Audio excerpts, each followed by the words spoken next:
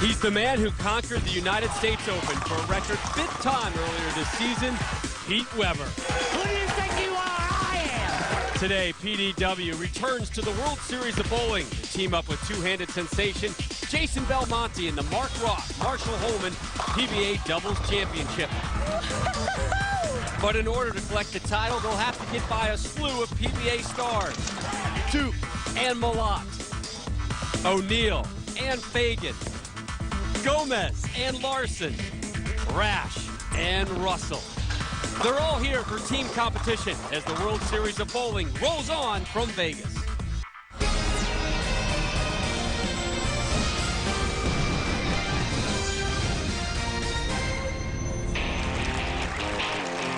And we welcome you inside the South Point Casino and Exhibition Hall here in Las Vegas. Rob Stone, Randy Peterson here with the Roth Marshall Holman PBA Doubles Championship. And there they are, two Hall of Famers who teamed together for 3 doubles titles across their careers. Always good to see those two faces in the crowd. Match number 1, your 6th seed, Weber Belmo versus your 4th seed, Fagan O'Neill. The winner to move on to match 2, Gomez. Larson waiting, the number 2 seed in match number 3, Malott Duke. And Ronnie Russell, Sean Rash, the number 1 seeds. There is Team Weber, Team Belmo, the U.S. Open champ on your left, two-handed sensation on your right. And the Young Guns coupled together. Fagan O'Neill, part of the Rat Pack in the PBA. Let's take a look at the format. The players will bowl alternate frame. The 2 players will combine to form one 10-frame score. One player bowls the odd frames, the other bowls the even frames. And up first, it'll be Team Weber Belmo. Here's how they got here. They took care of the 5 seed, Simonelli McClellan, and also the 7-seeded team of Hall of Famer to be, Jason Couch, Mike Devaney. Here is Belmo on that left lane with that two-handed style. He has had a wonderful season already. Strike to start us off. He was all strikes earlier at the World Series of Bowling in the Albee division, dropping that memorable 300 game that you and I had the opportunity to call. Magical moment. Chameleon Open, 2nd career tour title, and the 3rd at the Geico Shark Open. He has to be one of the guys in contention for PBA Player of the Year. Without question. I mean, he totally has dominated the World Series of Bowling. His good buddy Mike Fagan on the right lane leaves the 10-pin. Going with a little air time. You see the loft on that shot? Check this out. I like that Gumby-like arm swing there, nice and loose. A little loft to keep the ball on line, leaving the half 10. A little loft and a lot of pink. Pink is in, Rob. Is that right? Absolutely. Well, especially when you throw a little Argyle on yeah, there. well, Fagan knows. You know, he's a trendsetter in the fashion world, the PBA. He can pull it off. Earl Anthony oil pattern, 40 feet. Main characteristic here is the oil widens. Yeah, and it kind of lends itself to multiple angles, but as the oil pattern breaks down like we see just about every week on the tour, the players are going to jump inside to try to find more oil to keep the ball on line. The real deal. Bill O'Neill gets them all to drop. Rookie of the Year in 05-06. In the 2010 U.S. Open did O'Neill. First time we're seeing him this season. Speaking of U.S. Open winners, Pete Weber in Jersey, taking on Jason Belmonte. Able to move on to the title match versus Mike Fagan. Fagan with a key strike. 10 in the pit, and the title for Weber. Got it.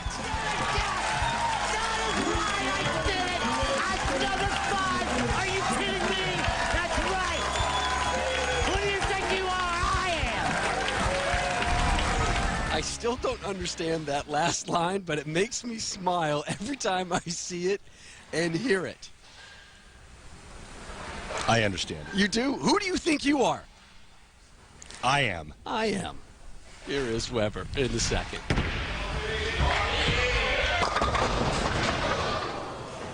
4-7. 4-7-10. Wow. Yeah, I didn't think I threw it that bad.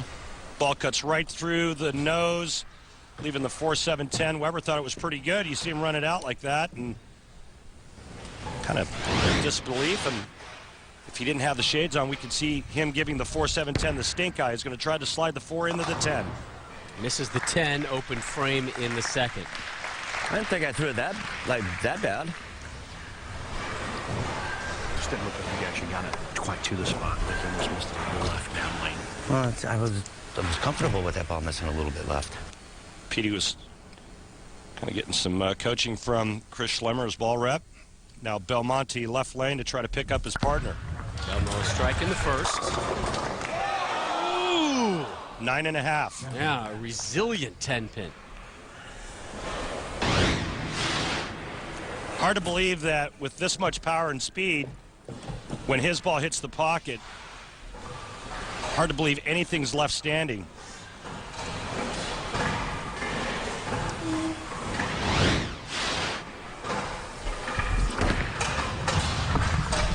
Belmo cleans that one as the spare, and here is Jason on life on the road with his buddies. You know, I room with them. We stay in houses together. We eat together all the time, and you know, and they talk to my family. You know, and without those guys in particular, it would be very difficult to come out here because you're away from your family so much of the year. You definitely need that support. You know, when you're at the bowling center, if you see a Fagan or an O'Neill or a Belmo, one of the other guys is somewhere nearby or certainly within quick contact. Here's Fagan on the right side, a little heavy there. Tell you what, though, you want to talk about a player that's come into his own this season. How about Mike Fagan? Winner of the Masters earlier, runner-up at the U.S. Open. What's been different about his game? I think it's all confidence. I think he believes in his ability now. Nice pickup there in the third. Come on, pick me up. So the 4 seeds, O'Neill, Fagan, remain clean. Pete Weber with that open frame in the second. Weber, Belmo trail by 12.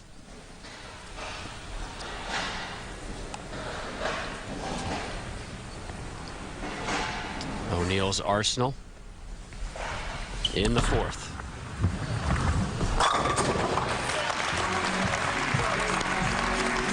Second strike for O'Neill, and the lead is about to expand.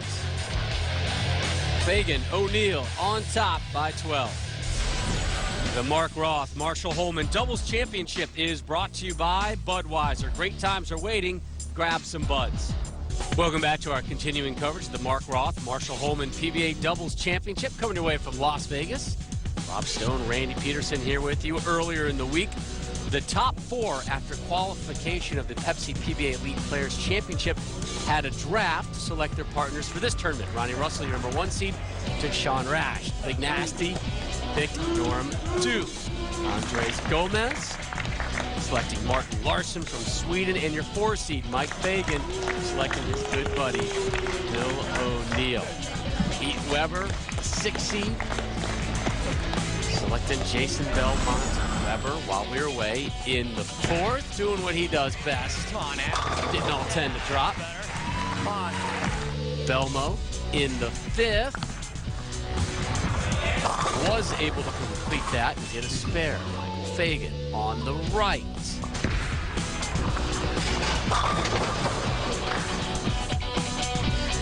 O'Neill, nothing but strikes in the 2nd, 4th, and the 6th as well. Back on the speed a little bit. I'm moving in back on speed. O'Neill and Fagan discussing some strategy. Pete Weber up next. And here is Pete about bowling with the 2-hander. Going overseas now, like to Japan and Asia, there are more 2-handed bowlers. Want to be like Jason Belmonte, and I think it's great because I mean you actually get a little more power on the ball, you create more area for yourself, and as long as it knocks 10 pins down, what's the problem with it? I think the most intriguing thing about the 2-handed style is how they're able to throw it with such velocity. Obviously, you're going to put a lot of revs on it. You're going to be able to hook it a lot. But being able to throw it at 20 miles an hour is the enigma.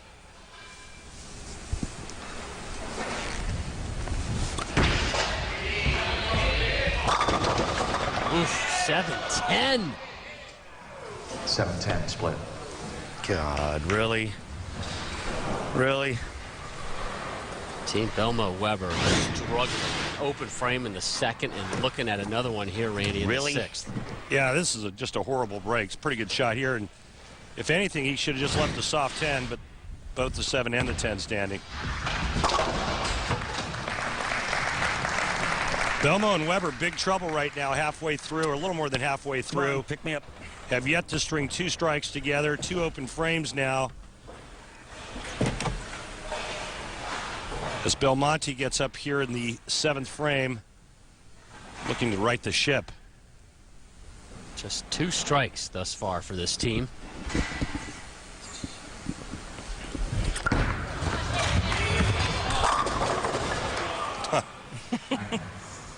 Making up for all the breaks we got earlier, huh? A little gasoline on the fire, or salt in the wound, if you will.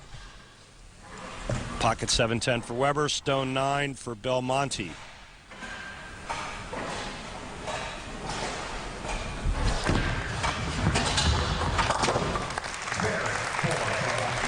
Spare for Belmo. They're down 25. Fagan O'Neill stepping up to close out the 7th.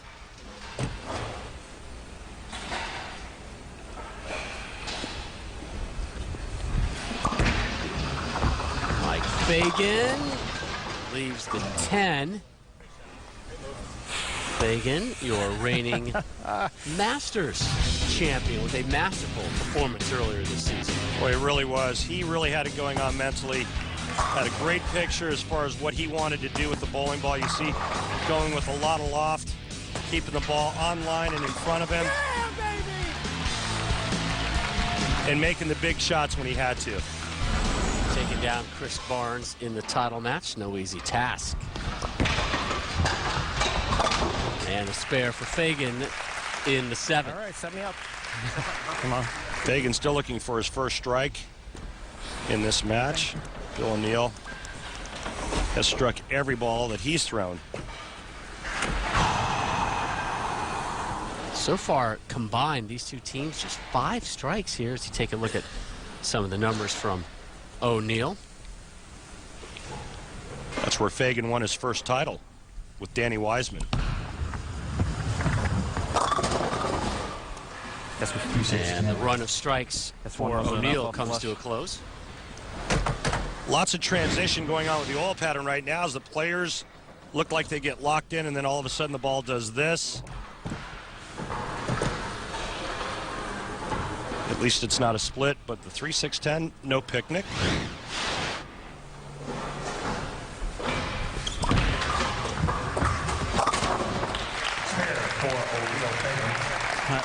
A nice pickup from the real deal as Weber steps up.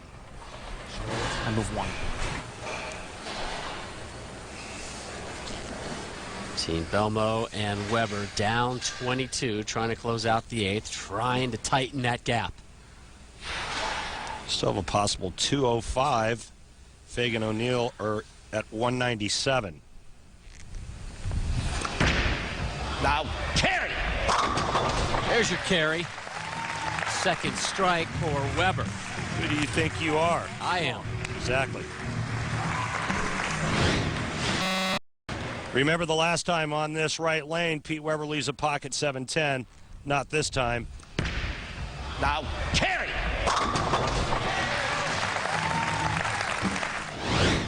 Angry at those pins. Here's his partner to start the 9th.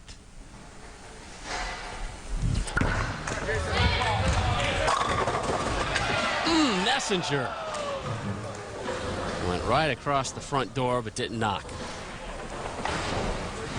Great shot, Jason. Great shot. Well, it's one thing when it's you by yourself out there, but when it's a doubles competition, it's kind of double the pressure.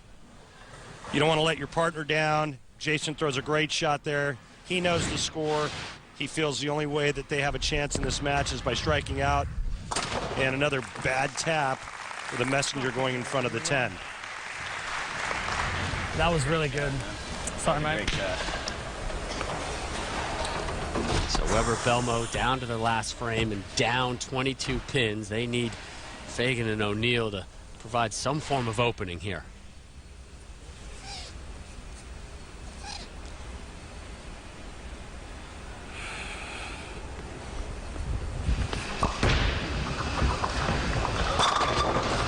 First strike for Fagan and the celebration. Come on, get one. Mathematically, Belmo Weber still alive, but the way this one has been going thus far, I have to say O'Neill Fagan clearly in the driver's seat. Yeah, Bill O'Neill just needs a mark of any kind in the 10th frame, and they'll move on.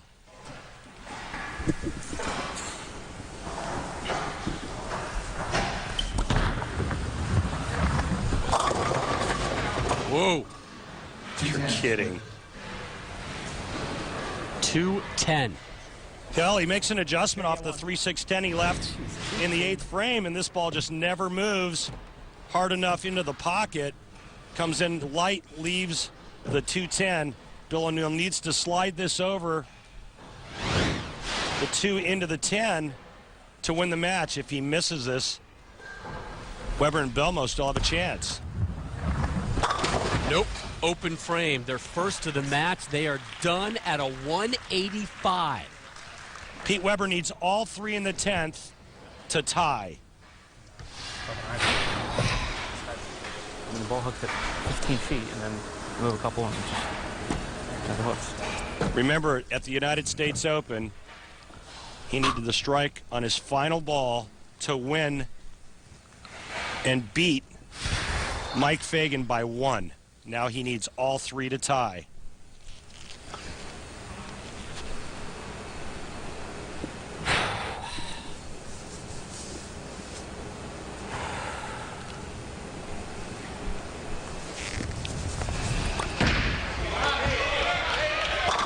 And there's one.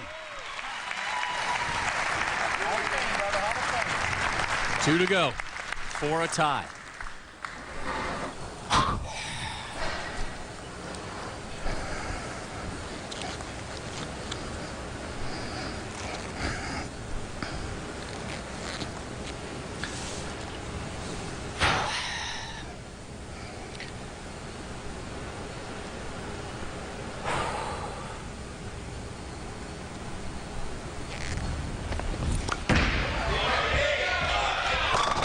And another for the Hall of Famer. One more to go for bonus bowling. 49 years of age, probably the best physical game the sport has ever seen, and this guy can still get it done. Pretty amazing stuff. 1 strike away from sending this to sudden death.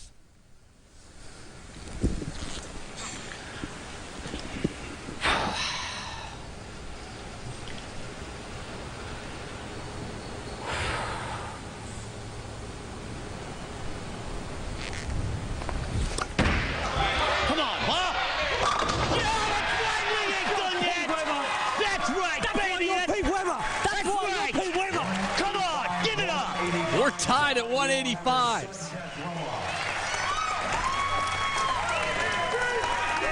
Hey, Weber, ladies and gentlemen. Great shots, mate. Great.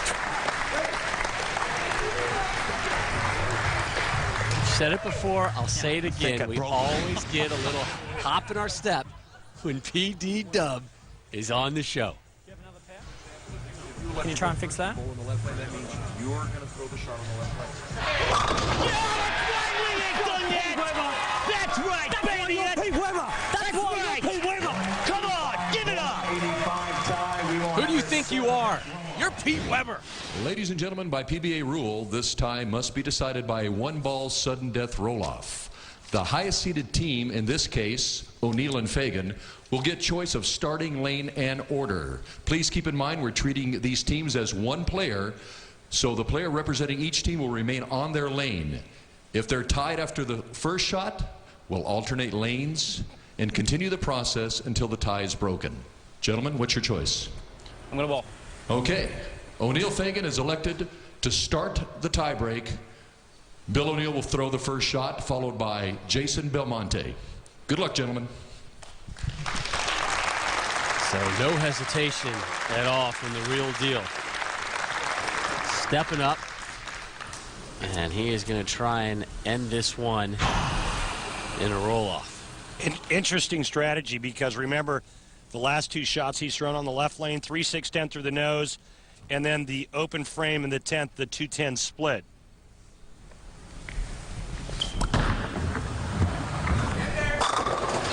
Pressure strike there, so whoever steps up, Belmo or Weber, must match it or they are done. I'll tell you who just stepped up. This guy did. This is good stuff.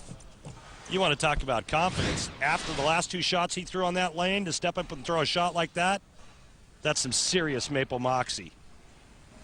Weber dropped 3 in a row. It'll be Belmo. Must have a striker. This one is done. And that is it. Fagan, O'Neill, move on. Don't worry about it, man. Don't worry about it. Don't worry about it. Good luck for the rest, boys. Good luck, guys. Great time. Jason Belmonte, his effort not enough.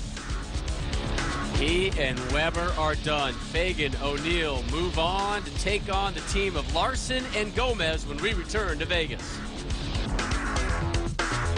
Welcome back to the South Point Bowling Center here in Las Vegas. Our continuing coverage, the Mark Roth, Marshall Holman PBA Doubles Championship. Those two, quite a tandem when they hit the lanes together in doubles. They won 3 tournaments. This their last in 1984 at the Showboat here in Las Vegas. They were the #1 seeds and they held on to it. When they also won in 77 and 79 in San Jose. And Randy standing by with the 2 Hall of Famers. Wow, what an honor to be sitting in between 2 of the sport's greatest ever. Hall of Famer Marshall Holman on my left, Hall of Famer Mark Roth on my right. Mark, I'll start with you. You and Marshall put together probably the most imposing doubles teams in the history of the sport. What made you 2 so successful? Well, we both lined up off of each other, and we both hated to lose. He showed it more than I had, but it was fun bowling with him. Thanks, Mark. Marshall, what's your most fond memory of bowling doubles with Mark? When Mark asked me to bowl, because I did not approach Mr. Roth. He was a superstar. I was an up-and-coming player. When Mark asked me to bowl, it took me about half a millisecond to say yes, and it was just a privilege. You know, we knew we could get it done, and then we did. It was fun. Guys, thank you both so much. Rob? 2 great guys to be around, Randy. Take a look at the all-time PBA doubles events in history. San Jose got it going, and then a long run there in Vegas. Roth and Holman again combining for 3 doubles titles. Team Belmo and Weber done. Fagan, O'Neill move on to match number 2, where they are set to take on Andres Gomez and Martin Larsen.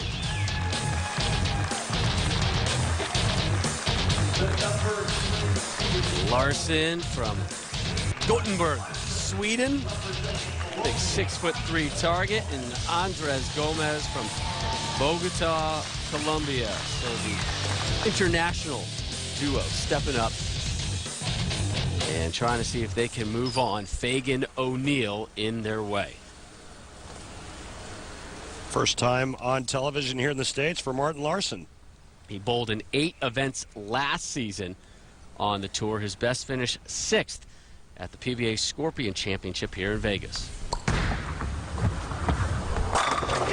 This guy's a real good, solid player. Another reason why the rest of the world is caught up with USA bowling right there. Martin Larsen. Is yours?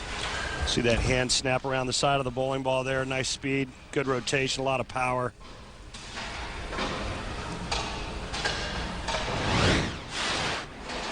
The singles competition here at the PBA World Series of Bowling has been dominated by the international talent. The Americans still without a victory in the singles at the World Series. Of course, Weber with the big U.S. Open title. There's Fagan with the strike on the right lane. And here's Fagan's partner, Bill O'Neill, on why he loves this game so much. What brings me back to the game each and every day is the constant challenge. There's something you learn every day. This World Series has been a struggle for me. But while I was here, I was learning. You know, this is my 7th year on tour. So, you know, you might think that at this point in my career I'd be done learning and I would just be, you know, trying to bowl as good as I can. But, you know, it's just a constant struggle, and there's always a little puzzle you have to put together each day, and that's really the challenge and what keeps me going. O'Neill in the second. And that big strike in the roll-off in match number 1, unable to duplicate it there. Nice profile look at Bill O'Neill's form. See how solid he hits the foul line, and unfortunately this ball went solid right through the nose, leaving the 3-9-10.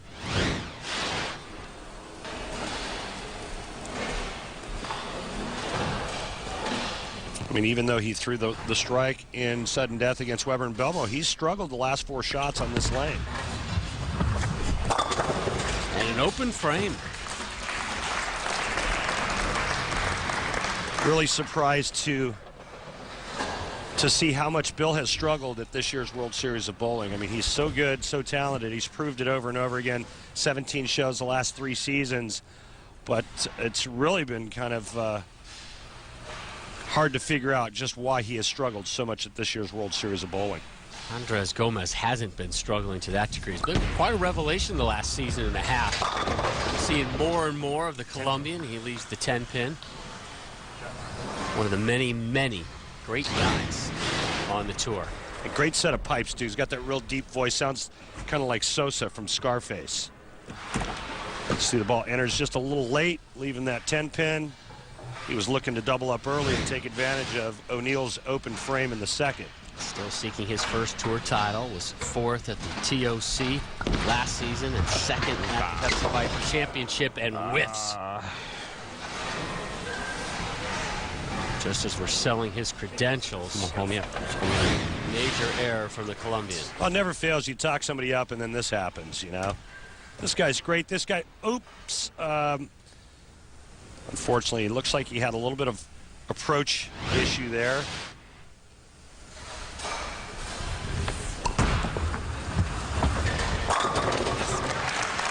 Martin Larson, 0 issues thus far. Strikes in the 1st and the 3rd for the Swede. Ball just to the right of the 4th arrow. Playing the deep inside part of the lane, as the players will migrate to the left as the oil pattern breaks down. Remember the first game, Mike Fagan was lofting it. Last shot he threw on this lane, got it down on the lane pretty quick, Rob. And another pretty quick release. Late kick of the 7. A bit fortunate there. That could have been the big 4. Instead, it's just the 4. Ball goes a pinch high here, right through the nose. 7 goes out late. And he's like, okay, good break for us.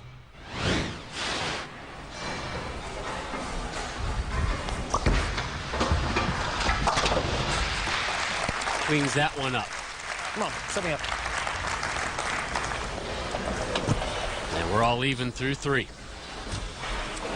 See what kind of adjustment Bill O'Neill makes here. If he does move farther left, maybe backs down the speed just a little bit, creates more angle. And O'Neill with an open frame in the 2nd. Here's his effort in the 4th. And he gets them all. Fagan, O'Neill back on the strike train. Match number 2. Encounter with Team Larson. Gomez coming up on the backside. The Swede, Larson, perfect. Strikes in the 1st and the 3rd. Welcome back to Las Vegas. Continuing coverage of the World Series of Bowling. While we stepped away, Gomez in the 4th. Able to take care of that for the spare. Larson has been nothing but strikes, had one in the first, the third, but now an open frame in the fifth. The opposition, Mike Fagan, getting them all to drop in the fifth. His partner, Bill O'Neill, in the sixth. That's 3 in a row for that team. And the lead now at 35. So Gomez and Larson trying to make up some ground here as we close out the sixth. Time for these two to get it going if they want to continue the international dominance at the World Series.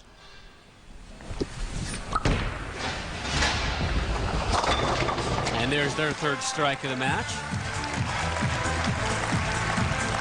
And I like his strike music. I'm not going to lie, Randy. It's kind of catchy. It is. Speaking of catchy, he catches all of this one at the bottom of the swing, comes into the swish zone and just kind of shreds the rack a bit. Larson had that open frame in the fifth. Here he is in the seventh. Leaves the 9. Yes. Messenger, not enough juice to knock it down. This is just a bad shot. Watch, he falls off balance here.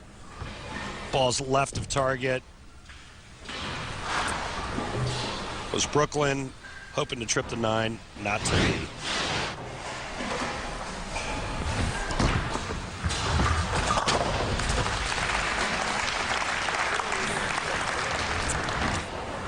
Running out of frames. Looking for a 4-bagger here. Fagan in the seventh. Oh. 1-9 split. On a 3-bagger, this is the last thing you want to see, especially when you throw it as good as Mike Fagan does. This ball's going to go high, and watch the ugly 4-9 pocket split. Challenging shot coming up. Another challenge, the mental aspects of this game. Mentally, it's a tough game to handle because the waves can kind of catch you and knock you over. Right now I feel like I'm on a good high. I'm bowling well. Things are kind of free in my mind, and I'm throwing the ball well. And sometimes, you can get into a little bit of a funk, and it's tough to get out of it. So mentally, is really what separates the very best from the guys that are good enough physically but can't get over that next hump. So much of this sport happens between the ears. But I think that's the transformation we talked about in the first game and what Mike Fagan has gone through. Oh, what a pickup. And that's why he's able to do that.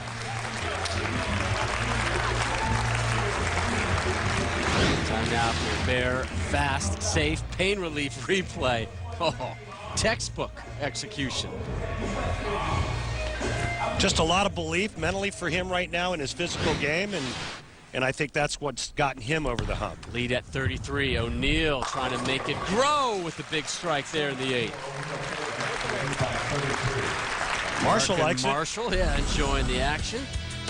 They're going to be enjoying next Sunday's activities as well. The Carmen Salvino Classic. Jason Belmonte, already 2 victories at the World Series of Bowling and a 300 game. Ronnie Russell still seeking his first tour title. Oh, the Big Nasty's going to make the show. He's going to be on today's broadcast a little bit later. And Andres Gomez, Colombian, in action as well. Speaking of Andres, here he is to close out the 8th. Much needed strike. And the music. There's your favorite song. Nothing like having your co-host dancing next to you during a bowling telecast. How do you know I'm dancing? Because you're sitting right next to me. Both teams with strikes in the 8th. Gomez Larson down 33 as we enter the foundation frame 9th.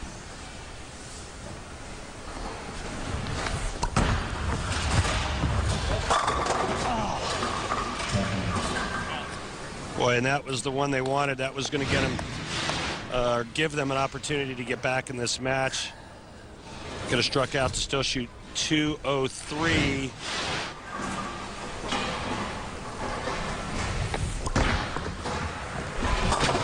Now their chances very slim. Remember in match number 1, Fagan O'Neill really had Weber and Belmo on the ropes heading into the 9th and the 10th frame. Should have put him away, but a big open frame by O'Neal in the 10th eventually forced us to go to a one-ball roll-off. Fagan trying to close the door on Larson in the 9th, right through the nose, and this is going to be an open frame most likely. Boy, their open frames come at really bad times so far. I think Mike really likes this off his hand, but it just breaks loose right about there. Goes through the nose. He pays the price. Last time he hit the pocket, left a 4-9 split, was able to convert. Takes the count, leaves the 7-pin. Open frame in the 9th. Lead cut to 21.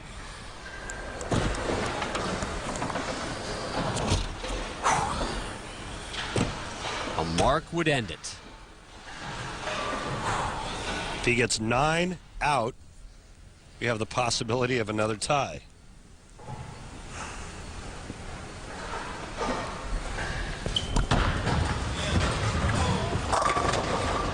Ooh, 7 will not drop. Stubborn 7. If he makes this, they move on. If he misses it, Rob, you and I could be here till Tuesday. Ball gets into the swish zone, nudges a 7, doesn't go down. Just a spare. The game is theirs.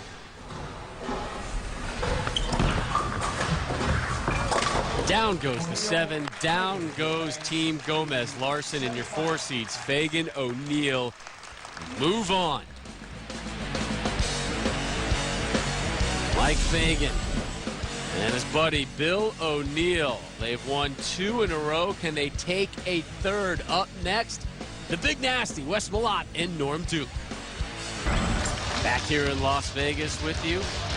We remind you to join the PBA on Facebook. Share news and photos. Click on the Facebook link over at PBA.com. Fagan O'Neal took match number 1 in a roll-off. Then they dispatched Gomez and Larson. Up next, Malott and Duke. The 4 seeds versus the 2 seeds here in match number 3. You know, maybe the Jack Links can get together with Wes Malott. Messing with Sasquatch, yeah, don't mess with the Big Nasty. Hey, no, change the name from Big Nasty to Sasquatch. I got to get a percentage of that. It's going to be a small percentage, I have a feeling. So Duke and Malott will sit down and watch their opposition fire it up here in the semifinals. O'Neal batting leadoff on the left lane.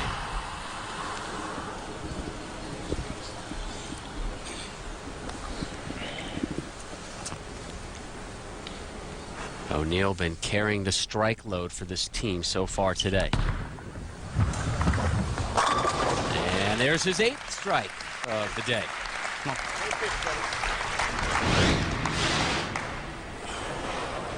Well, he's starting to move farther and farther left, and he's now finding a home, keeping that hand underneath that bowling ball, rolling it real nice. First time we've seen the Big Nasty this season. Here is Malott. Classic West. Come on, brother. Boy, there couldn't be a bigger difference in height on this team, could there? No. No, sir, at all. Norm Duke. Title number 35 earned earlier this season. The PBA Detroit Open. Highlights courtesy of PBA's Extra Frame. Taking on the Big Finn, Mika Koivu-Niemi, in the championship match. Oh, the trademark Duke hop. And more nightmares for Mika Koivu-Niemi, courtesy of Norm Duke.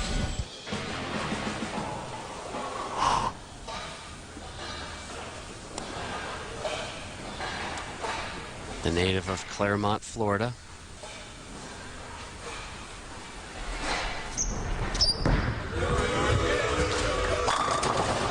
Oh, and welcome to the telecast, Mr. Duke. Here is Mr. Duke on his partner, that guy, Wes Malott. The Big Nasty Wes Malott. I love him. We work together 2 or 3 times a year in some clinics and exhibitions and stuff, and he is just such an angel. I like his family, and of course, the bowling it goes without saying. He's an awesome, awesome bowler. But what I like the most about Wes is that he is just as down-to-earth as anybody I've ever met. I love him. Pretty high praise there from Norm as he cleans that one up in the second. Pretty high praise indeed.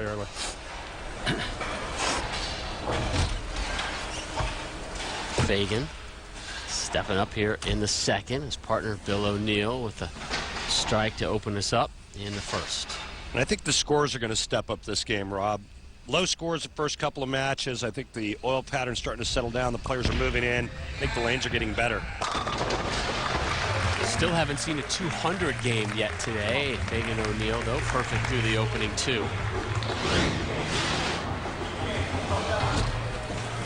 Like Fagan right around the 24th board. Significantly left of where he started way back in game one.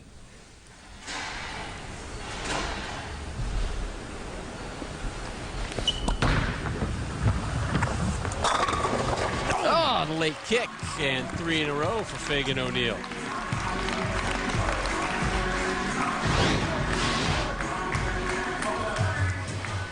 With that balance there at the foul line.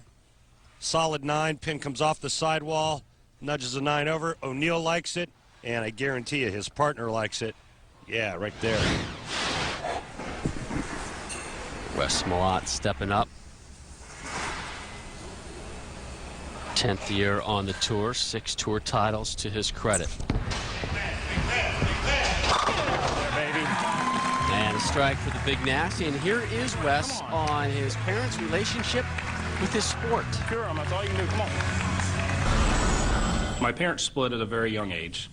And, so one weekend my mom would take me. The next weekend my dad would take me. And so it was back and forth. I never really had one. Like I said, both of them were busy and didn't have the chance to travel with me. They understand the game, but I don't think they understand the game at the level that I play it. I know they're very proud of me, and that's what matters the most, and we take that and run with it.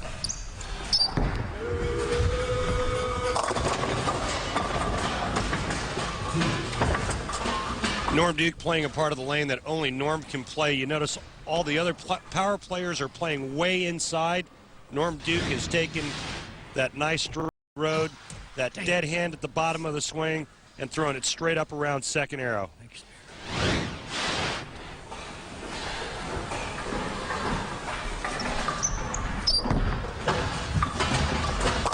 Spare for Duke.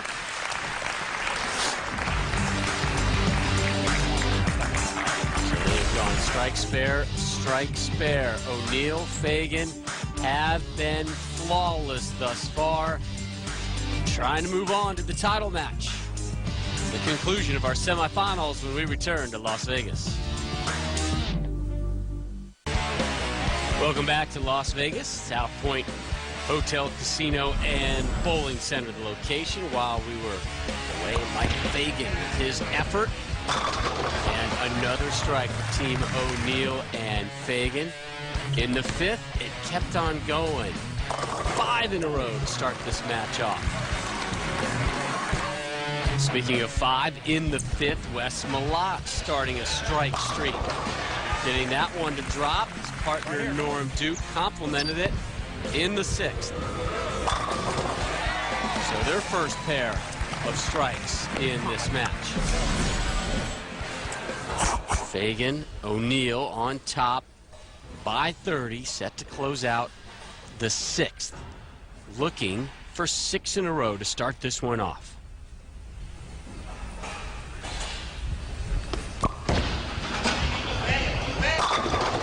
Six in a row for Fagan and O'Neill.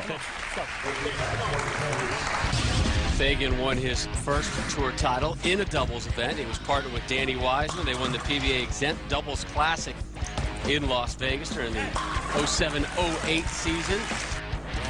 Mike would get a singles title a little bit later.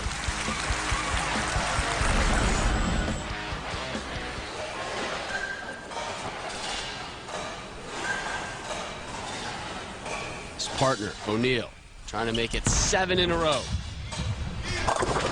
And the streak comes to an end. This may be an open frame here. Come on, give it a run. Give it a run. Looked like a bad shot, like he got it in with a lot of speed.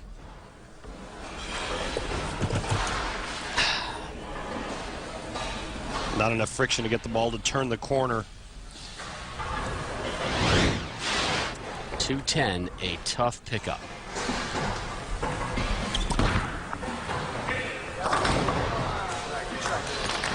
Still a big lead, though, for O'Neill and Fagan. This ball catches just too much of the 2-pin. Not enough angle to throw it over into the 10. These boys right here, though, they need to get on the strike train to get back in this. This is for 3 in a row, the big nasty. Got it. And how many times do we see great players take advantage of open frames by their opponents? It's exactly what Malott does right here. He is perfect, has done nothing but throw strikes. Now hoping Norm Duke, his partner, can do the same here in the 8th frame and cut the deficit to 6.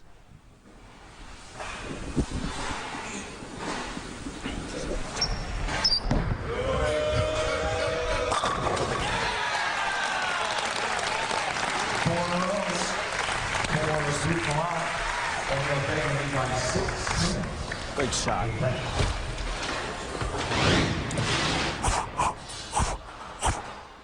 Four in a row there for Malott. Duke starting to close that gap frame by frame after that open frame from O'Neill and Fagan in the 7th. The lead has been trimmed to 6. Fagan back on the strike train there, so 7 strikes through 8 frames. Max score for O'Neill and Fagan, 266. Max for Duke Malott, 260.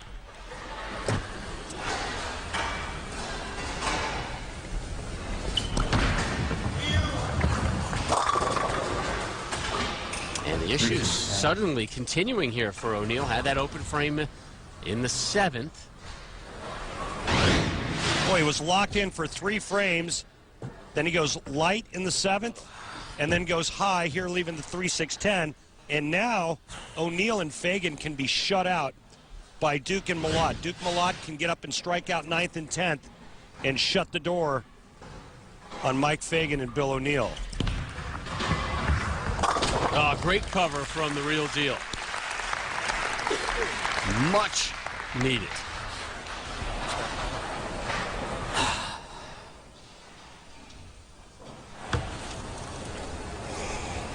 Got to have this one.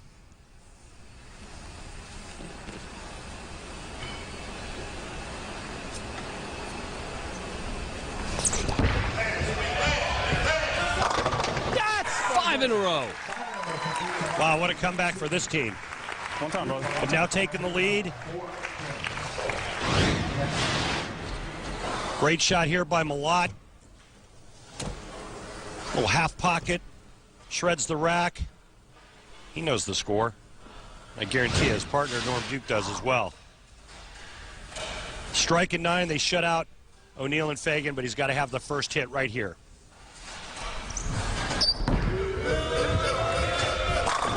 And there it is. 9 pins away from a shutout and a title meeting with the #1 seeds, Sean Rash and Ronnie Russell. Trying to calm himself down. Not getting overly amped. Wes Malott, nothing he can do except sit and watch along with Bill O'Neill and his partner, Mike Fagan. Right now, it's all about this guy right here.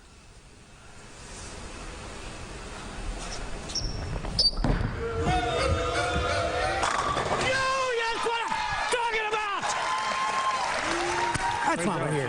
How many we need? You got enough. Needed 9, got 10.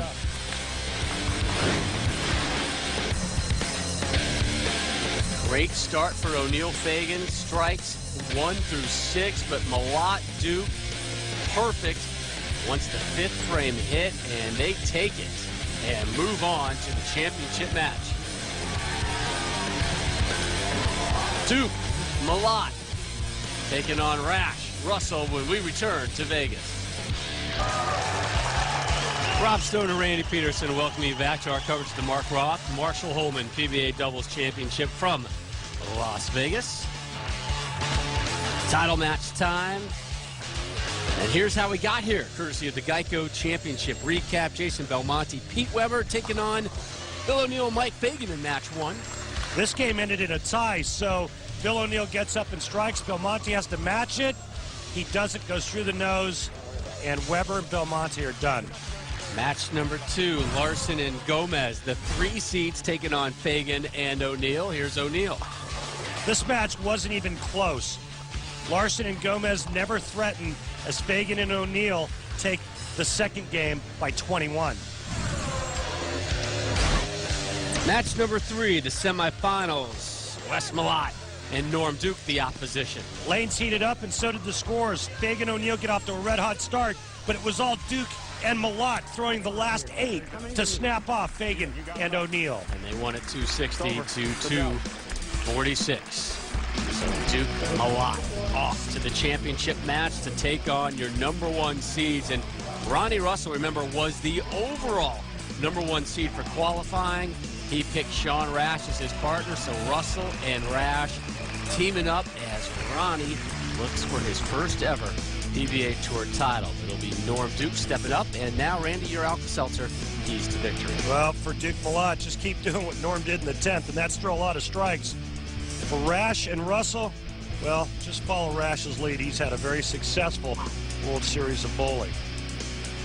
4 tour titles for Sean Rash, unable to add to that total at the World Series of Bowling, though he's made numerous shows. Here is Duke to start us off in our title match. And the international dominance will come to an end here at this doubles event.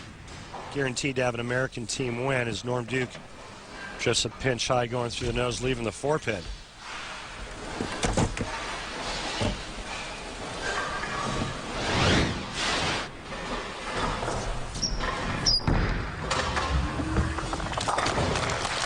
Norm takes care of the 4-pin, so an opening spare for Team Duke Malott, your number 2 seed. Sean Rash will shoot first for his team. It's been an interesting World Series of bowling for Sean Rash, making a ton of shows. Oh God, I did it again. But also some big errors. A whiff at the Chameleon Open. Oh God. Same tournament, right through the nose. At the Scorpion Open, at another key juncture, Big 4. But he is learning from his recent mistakes. The one thing I learned in college a long time ago is something is always positive. The hardest thing about sports, whether it's bowling, golf, mostly individual sports, is you learn more from failure than winning. Unfortunately, with a couple of the TV shows, Chuck and I made some bad decisions on game plans on starting and finishing the matches, and you learn from it. Wheel. All right, leaves at 2-4-10 here, just as we were showing some tough leaves and odd shots, and Sean gives us another one here to start off the championship match. Well, we've seen a lot of this from Sean, unfortunately, at the World Series of Bowling. You can see what he's done, though. I mean, it's been a great campaign through qualifying and making television. He just hasn't been able to close the deal. Was a high seed in so many of these tournaments, making the telecast an honor on its own, but he only gets 1 pin there, you know, but he clearly expected to be walking out of Vegas with a lot more hardware. And a lot less second and third place finishes. Here's his partner, Ronnie Russell, still seeking his first tour title. Would love to see this guy finally be able to celebrate. Leaves the 6. They moved too far right.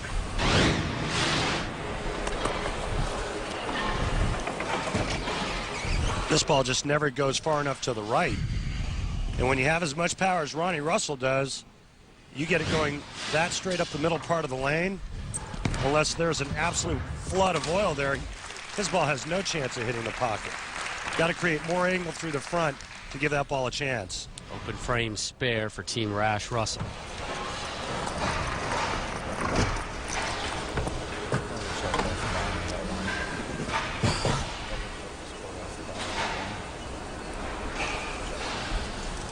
Wes Malott up next here. All the momentum on that team side right there. Wes Malott, third career doubles TV finals appearance. He knows a thing or two about bowling doubles.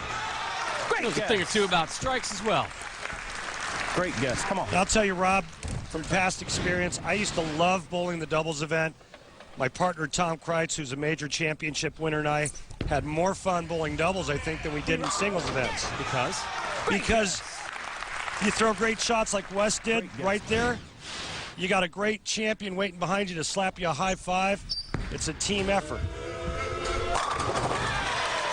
Back-to-back jacks for Team Malott Duke.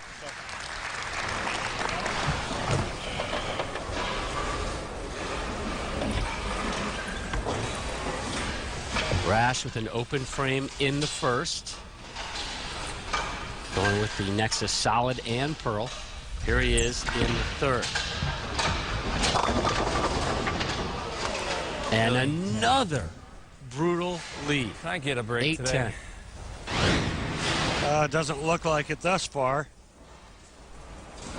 See that deep inside angle? This ball just has no back end to it. Comes in light, even a mixing 8-10. Back-to-back open frames for Sean Rash.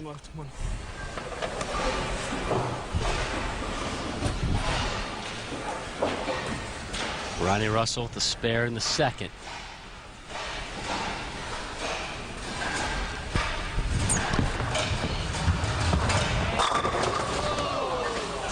Somehow avoids the 10-pin. This team still without a strike. Yeah, they only have one mark. That's the bad part.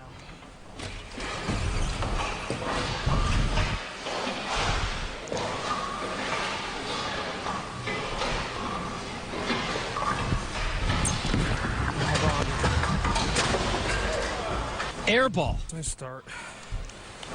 3 open frames through 4. Russell Rash, the #1 seed at 44. Down 46. Malott and Duke have only thrown 3 shots. Take a look at the scoreboard. Duke Malott already in the 200s. Rash and Russell only have 1 mark in 4 frames.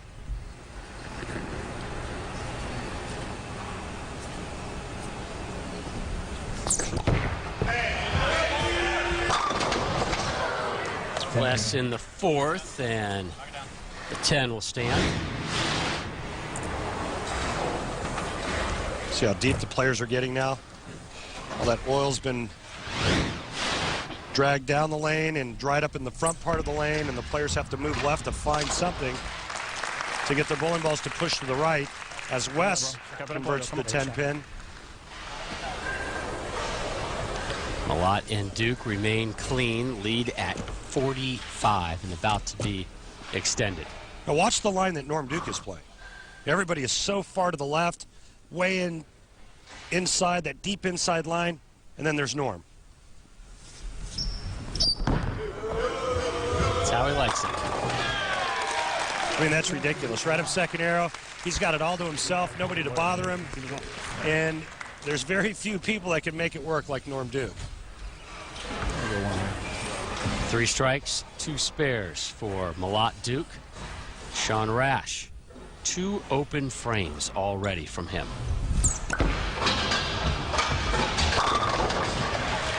And their first strike here of the title match is his beautiful wife, Sarah, who's on Twitter, by the way. Were you aware of that?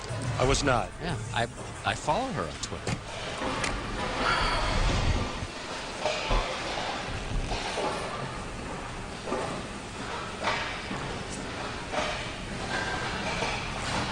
Russell had that open frame in the 4th. Here he is in the 6th. Still can't pair Rap tune, a set of strikes together.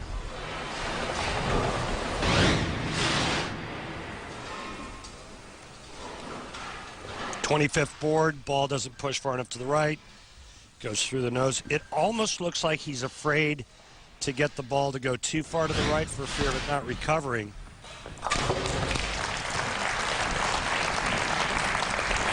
Tough when you get started like this. Two obviously great players out here on this tour, and they get off to such a bad start. Really hard to not only recover from a mathematical standpoint, but hard to recover mentally as well. Down 45, bottom of the 6th, it'll be Malott. Spare, or rather strike in the 2nd, spare in the 4th for the big nasty.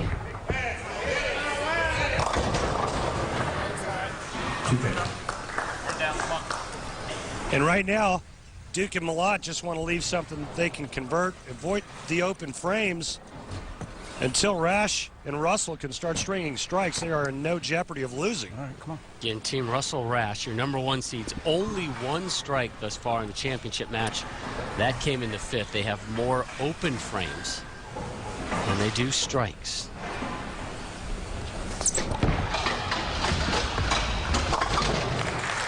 West curls that one in 3 open frames for Rash Russell. It's all right, Haas. And I got it, boss. 1 Bring me up. strike. We're done with 6 frames. And here's how it shakes out. 45-pin lead for Malott and Duke.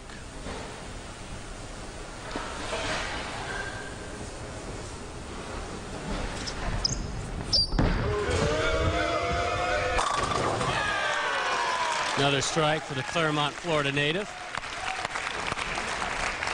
Great job. When he holds that follow through, you know you're in trouble. 35 tour titles for Norm Duke, and he's got Pete Weber on his mind. I definitely want to catch Pete Weber in titles because I have so much respect and love for him. Pete's a great friend of mine, and that would be cool to know that over the course of your entire career you actually amassed more titles than Pete. That would be cool. And it's going to be very hard because he's still bowling and he's still winning. Had Pete not won the U.S. Open, they would have been tied today. Rash in the 7th. Just not happening here today. 2-pin, high. Bad ball reaction. Hard to strike when you have one. Sean's got that and then some. Goes light, he goes light, makes an adjustment, goes high. Missing spares, splitting. It's been kind of all of the above for this team.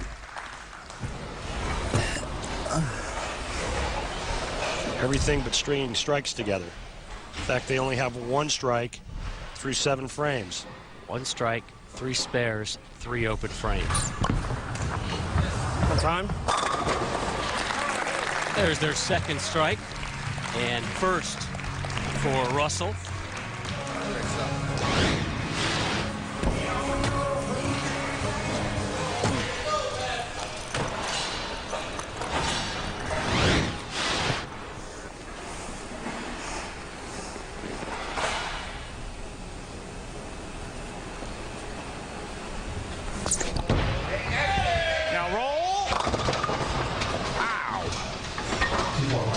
Target.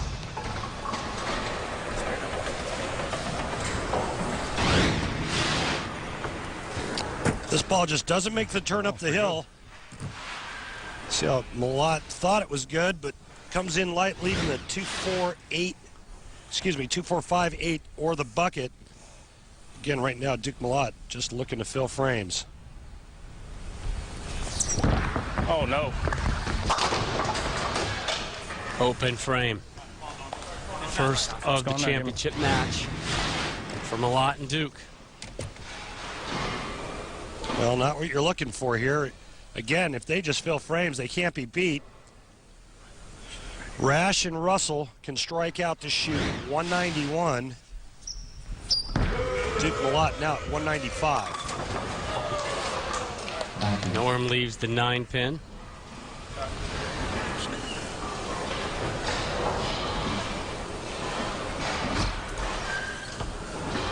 Just make the spare, make Rash and Russell strike out 9th and 10th frame.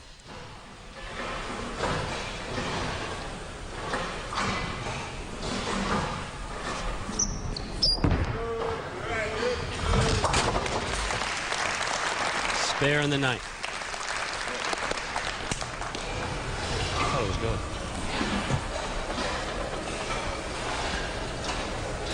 One strike today for Sean Rash. Came in the 5th.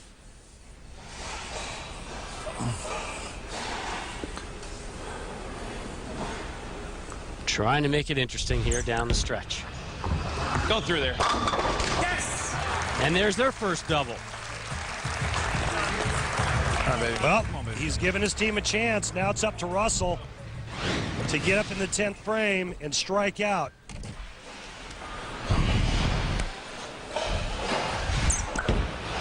If Ronnie Russell can double in the 10th, he'll force Wes Malott to mark in the 10th. Remember, the last time Wes was up, he opened.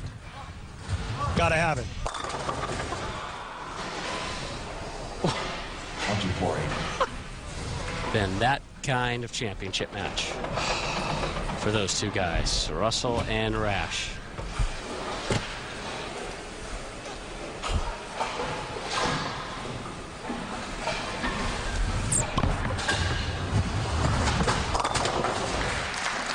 Nice cover there by Russell. He'll have one more attempt. Little wry smile on the face of Sean Rash. What I did wrong on He this knows side. that all Wes Malott has to do is keep it on the lane. Good. Take that.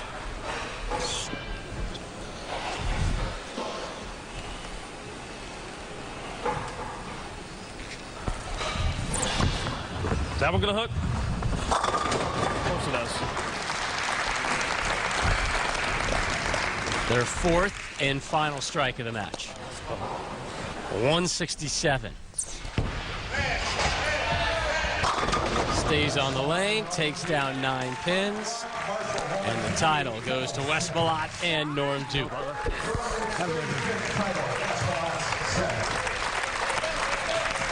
And Norm, the gracious winner. There you go, class move.